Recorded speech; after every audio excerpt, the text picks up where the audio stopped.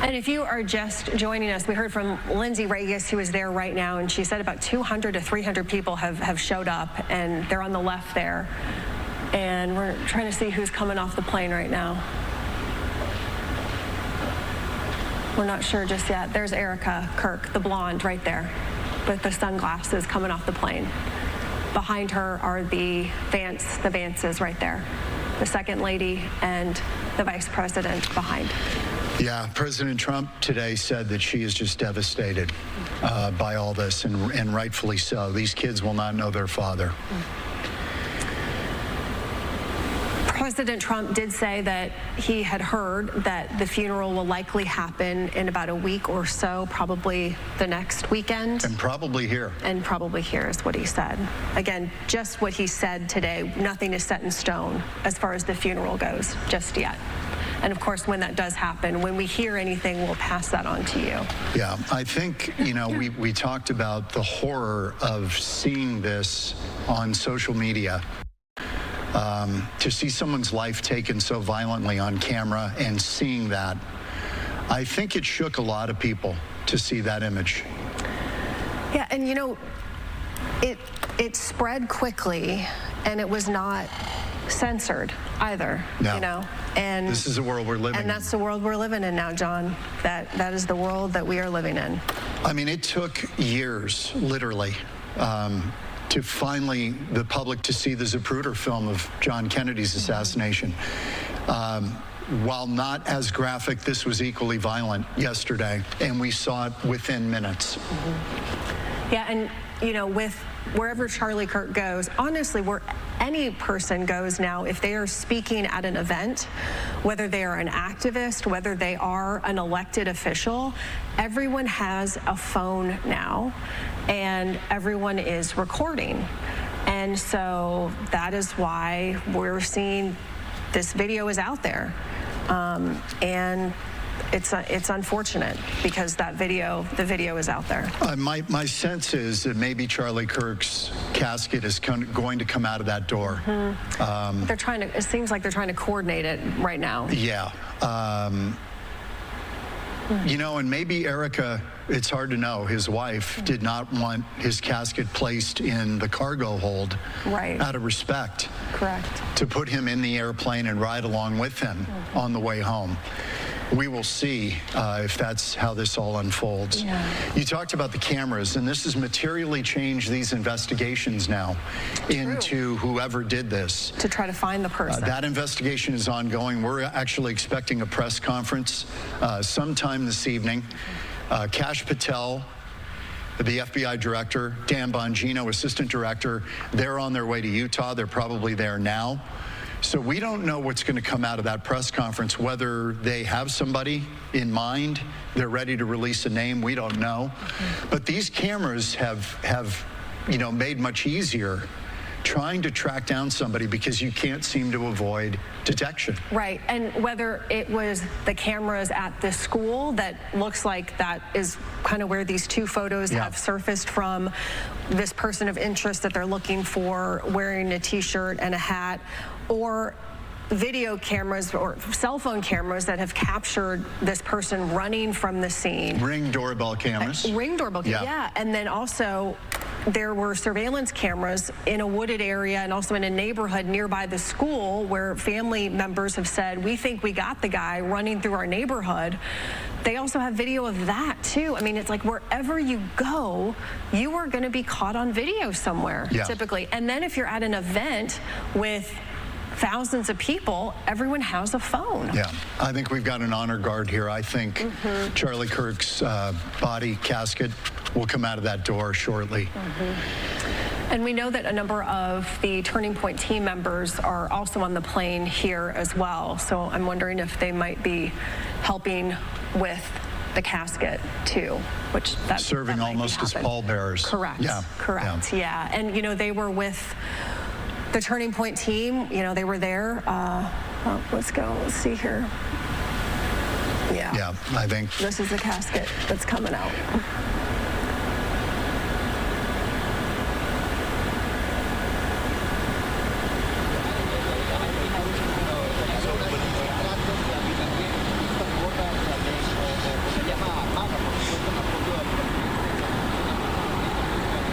It's an honor guard. Yeah. Not the Turning Point members. Draped in the American flag. Yeah. Is it? I'm not sure. No, it's not. No. That is Air Force, though, if I'm not mistaken. Yeah, it would be. Yeah.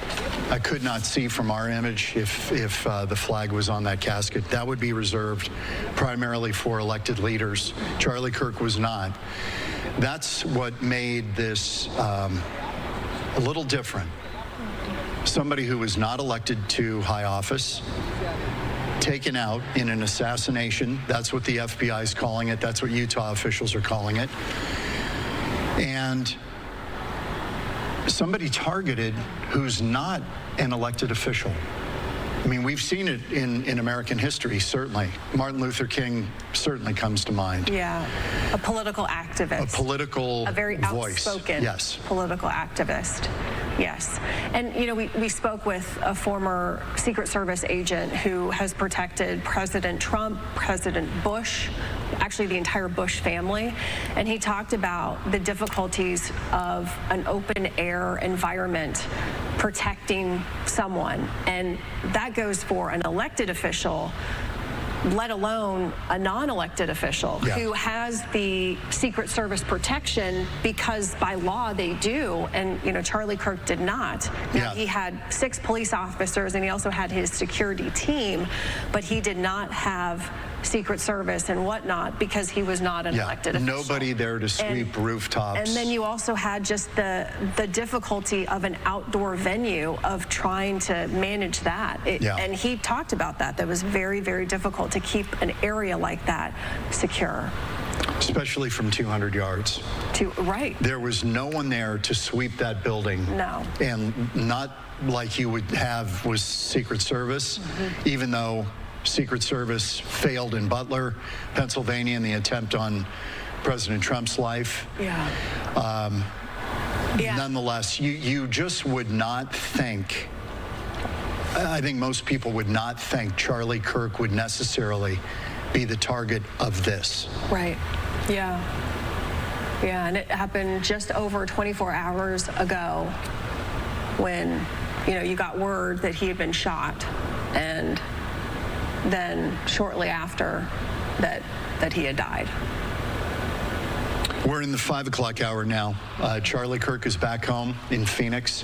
We believe, at least the president has hinted, that he will have a funeral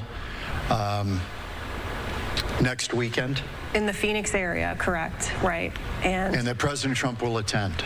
So if that goes as planned, we will probably have a presidential visit in our future. Yeah. And we just witnessed, if you're just joining us, we just witnessed Erica Kirk, his wife, walk off Air Force 2. She was holding hands with Usha Vance, the second lady, and then Vice President JD Vance walking behind the 2 women off of the plane down the stairway. And then we know that about 200 to 300 people have showed up at Sky Harbor Airport to pay their respects to Charlie Kirk, to welcome him home here to Phoenix after the assassination in Utah. Out of respect, I think, to her children's privacy, we did not see the children come off that airplane. Right, yep. And we know that they have a 3-year-old daughter, a 1-year-old son. We've never known their names.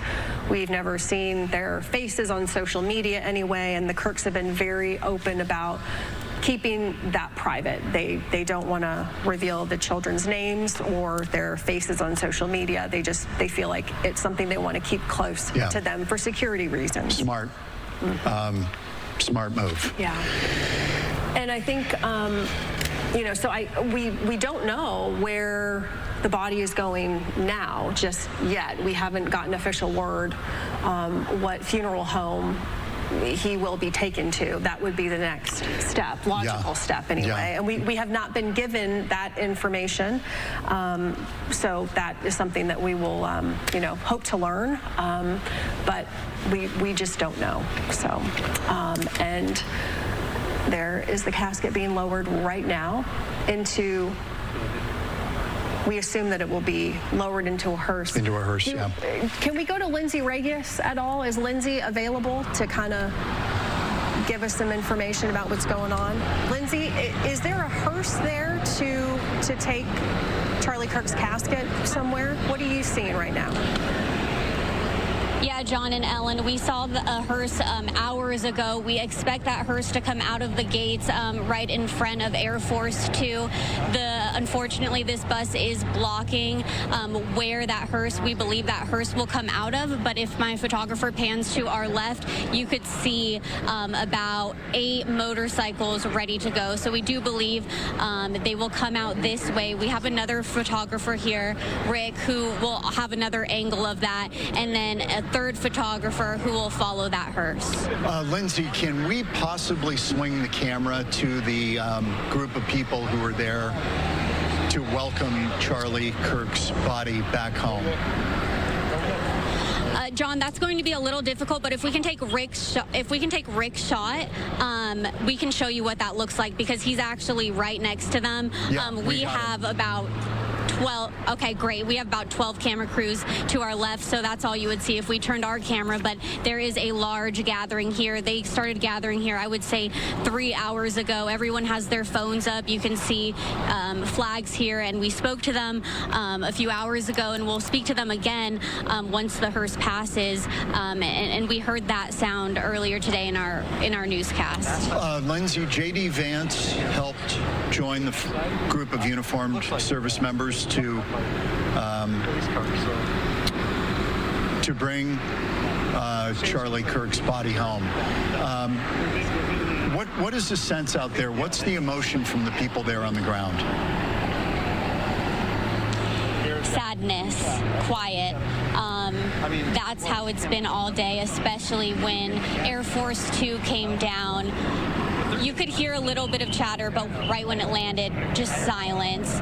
People are heartbroken. We were at Turning Point USA, the headquarters, last night, crying, bringing their family members, so many flowers, candles, balloons, so many people coming out to show their support. Can't believe this happened. A lot of ASU students also showed up there, and they came ever since the news broke. We were out there until around 10:15. People were still coming, dropping off those flowers and looking at the signs that were recently put up outside the headquarters. Do we know where Charlie Kirk's wife is right now? Is she in a car that will carry the body? I am going to assume that is what is going to happen in just a few minutes. I don't have eyes on her right now. Once she walked down the stairs, we really don't have any visibility. You see the gates, you see buses, and they're behind all of that, unfortunately. Yeah, I know that they obviously want to keep kind of, we actually heard too that there were some sweeps happening for security reasons at the Turning Point headquarters, just based on kind of what's been going on, kind of the temperature just happening right now across the country. And so you can see right there, you have buses, you have, just security in general. So it kind of no surprise there that they're keeping everybody back right now. Yeah, I'm sure people are watching this, and there are people who say, why so much coverage and kind of the trappings of a head of state passing away? I think, the sense is in the Republican world, Charlie Kirk was a huge force. And that's why there's so much attention on him and all of this, riding on the vice president's plane to bring him home. Well, and the fact, too, that President Trump actually was the one to announce that he had died. I mean, he was the one that informed the country that he had died. It wasn't Turning Point. It wasn't the Kirk family. And, you can see that President Trump had also ordered the flags to fly at half staff, too. I mean, you can see that that's what's happening right now. Republicans really, really respected him, and some even credit Charlie Kirk for helping President Trump get elected, too. I think there's no doubt about that. He turned out the vote. He turned out people. They did. They turned out young people, and especially young men. And some people questioned, Charlie Kirk's tactics, whether it was going to work. There were questions going into the 2024 election whether he was really going to be able to deliver, because they put a lot on him. And I think the conclusion was, and certainly within the White House, that he did. That he delivered voters. Yeah, and a lot of it was done through social media, through podcasts, and, you know, a lot of people were saying, well, why aren't you knocking on doors? Why aren't you? Yes. And this was a little bit unconventional. It definitely was unconventional, and it worked. And it certainly worked in the last election, but that was where we really kind of heard the chatter of, why aren't you seeing, you know, these young people from Turning Point who have these big contracts right now with some of these candidates knocking on doors? And they were focused on podcasts. That's where they were reaching younger people, especially younger men, to get out and vote. And that was kind of their strategy. And it delivered victory. Yeah, it's another reminder that the conventional wisdom is often wrong. That's true. Yeah. All we heard going into that election was the ground game, advantage by the Democrats, and the Republicans were kind of running a different playbook. Yeah, no doubt. And Charlie Kirk was really responsible for that. That's why he is so highly regarded at this White House, because I think President Trump feels without him, he may not have won. So he felt that he owed Charlie Kirk a great debt of gratitude. This is a pretty far shot. We are told that there is a hearse kind of in the middle, and that will obviously transport Charlie Kirk's body from Sky Harbor. Yeah, is that the white? That's the white car in the middle. Yep, it is right there. It's a white one, and so they will load the body, load the casket into the hearse, and then move on from Sky Harbor. And as soon as we learn, you know, details about the funeral, we will pass them on to you. You know, Turning Point was heavily connected with Dream City Church, and that is a mega church, you know, in the Phoenix area. And anytime a political candidate would come to town, they would typically speak at Dream City Church. And so, you know, we have actually reached out to Dream City Church to see if there might be, you know, a funeral or service there. We have not heard back yet. I think that is likely, but we'll see. Then they certainly would be able to hold a large crowd there. Let's check back in with Lindsay Regis on the ground there. Lindsay, give us your sense. Yes, John. We are still waiting for the hearse to move. I heard we did have eyes on it. Again, our view, it's kind of blocked. We can't see much right now, but we do see these motorcycles, about 8 of them, ready to go. And then we got a camera on, of course, everyone who is here. Phones have been up videoing this entire time right across the street from us as people here wait to watch the hearse go by. Other than that, it is very quiet here. Very quiet on the other end as there are some flags that people are holding that are along the fence. Just a very emotional moment right now. And you know, the memorial, it has only continued to grow at the Turning Point headquarters in Phoenix. We've seen that it started really soon after we got word that he had died. And then a large photo of Charlie Kirk went up at the Turning Point headquarters, and then people have been bringing flowers and all sorts of things throughout the day today. And it really is a pretty massive memorial now. We do believe that there are a few other vigils happening tonight throughout the valley to honor Charlie Kirk, and I believe that we were going to send Lindsay to another one potentially later on tonight, but obviously this is kind of the focus right now.